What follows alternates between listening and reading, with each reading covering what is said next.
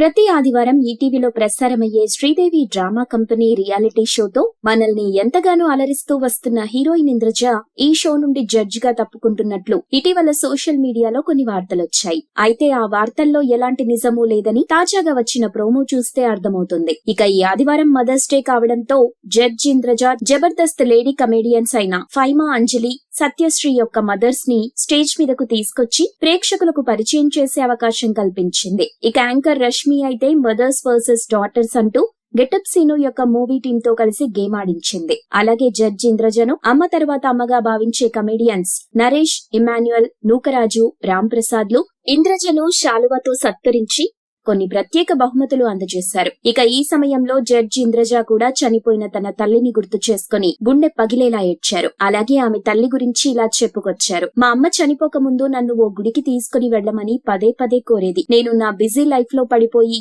ఆమె కోరిక తీర్చలేదు. మనం మన కెరీర్ గ్రోత్ కోసం ఎంతో మందికి మన సమయాన్ని ఇస్తుంటాం. కానీ మనకు జన్మనిచ్చిన తల్లి విషయం వచ్చేసరికి అశ్రద్ధ చేస్తూ ఉంటాం. ఇప్పుడు చూడండి, నేను మా అమ్మ చివరి కోరిక తీరుద్దామంటే మా అమ్మ ఈ లోకంలోనే లేదు అంటూ హీరోయిన్ ఇంద్రజ బోరున విలపించింది. దీంతో యాంకర్ రష్మి ఇంద్రజను ఎంత కంట్రోల్ చేసినా ఇంద్రజ కంట్రోల్ అవ్వలేకపోయారు.